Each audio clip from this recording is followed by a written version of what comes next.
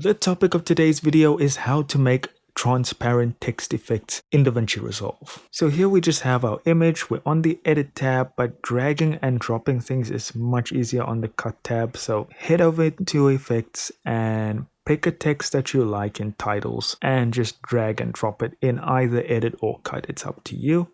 And then you want to resize your text. Again, that's all up to preference. And so once we click on our text, the inspector will open and you can customize your text however you want to, colors, titles, size, and so forth. Okay, so now when it comes to the actual transparency part, we're going to go to settings, that's next to title. We're going to scroll down until we find composite, and we're going to change our composite mode to difference.